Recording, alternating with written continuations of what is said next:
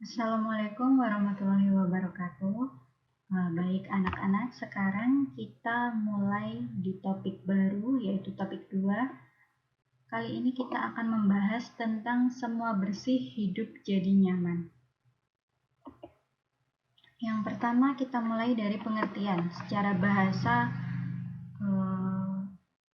kebersihan atau bersuci itu yaitu bersih dari segala kotoran baik yang nyata seperti najis maupun yang tidak nyata seperti aib.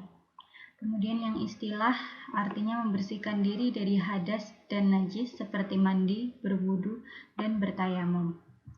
Kemudian macam-macam air yang bisa digunakan untuk bersuci ada 7 macam. Yang pertama air hujan, air sungai, air laut, air mata air sumur, air salju, dan yang terakhir air embun.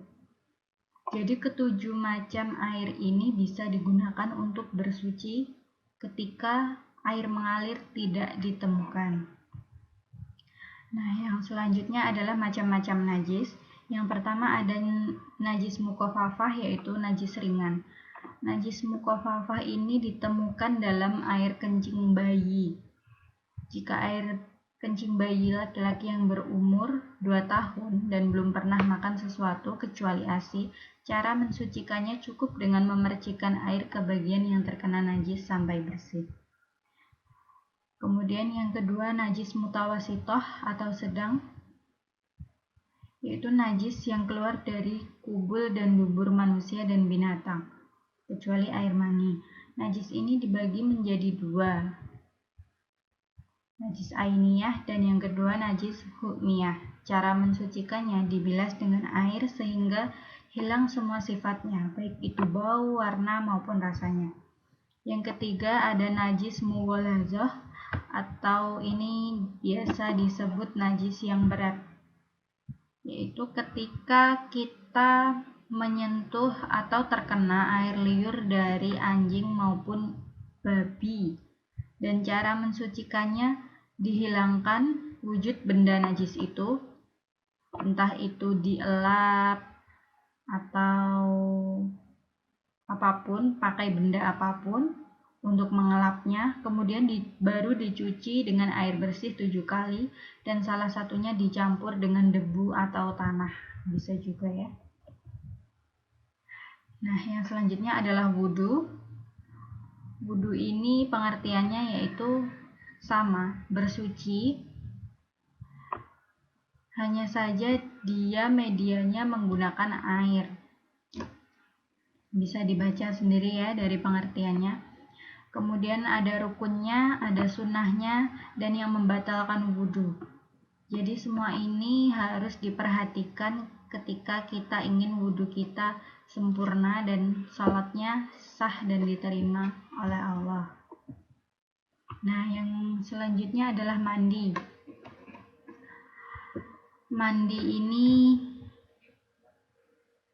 terjadi ketika kita sedang berhadas besar, misalnya setelah haid atau setelah bersetubuh, maka kita wajib untuk melakukan mandi besar.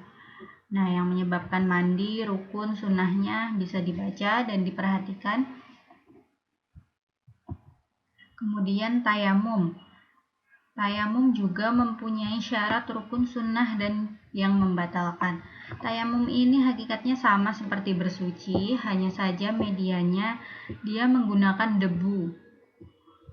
Nah, tayamum ini juga nggak bisa sembarangan, karena ketika benar-benar nggak ada air atau kita dalam keadaan sakit parah yang nggak mungkin bisa pakai air untuk sholat, karena itu akan menambah sakit parahnya kita, maka kita boleh bertayamum pakai debu itu. Dan tentunya kita harus memperhatikan syarat, rukun, sunnah, dan apa saja yang membatalkan, karena dari tata caranya pun berbeda ya dengan berwudu. Jadi tayamum ini cukup dengan mengusapkan telapak tangan dan juga wajah, dan itu perlu diperhatikan dengan saksama. Nah, apa sih hikmahnya mempelajari bersuci? Yang pertama, karena toharoh itu berasal dari Allah, fitrah. Toharoh itu nggak hanya dilakukan dengan cara satu atau dua aja, tapi banyak sekali macam cara, dan tergantung dengan kondisi dan kebutuhan kita. Kemudian yang kedua, memelihara kehormatan dan harga diri orang Islam. Memelihara kesehatan, menghadap Allah dengan keadaan suci dan bersih, dan yang terakhir, berfungsi menghilangkan hadas dan najis. Jadi hikmahnya sendiri untuk orang yang melakukan toharoh atau bersuci setidaknya 5 kali dalam sehari, dia pasti akan merasa sehat. Wajahnya dipenuhi cahaya, gak gampang sakit. Itu karena badannya itu bersih, gak lagi kotor-kotor. Dia selalu mencucinya, membasuhnya dengan air wudhunya. Jadi buat adik-adik harus selalu berwudu atau bersuci setidaknya 5 kali dalam sehari, yaitu ketika akan sholat wajib. Nah, untuk tugas di sini ibu hanya menerangkan poin-poinnya saja.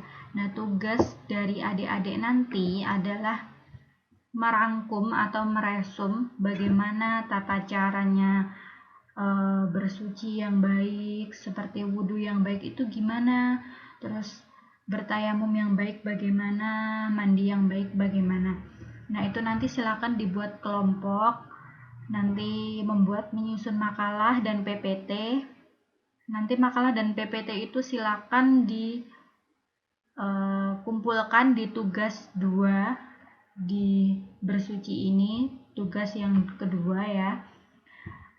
Nanti penilaian akan dilakukan dari keruntutan dan kejelasan dari makalah atau PPT tersebut. Sekian yang bisa Ibu sampaikan. Semoga bermanfaat dan tetap semangat di masa pandemi COVID ini. Belajar di rumah yang giat. Jangan malas-malasan, oke? Wassalamualaikum warahmatullahi wabarakatuh.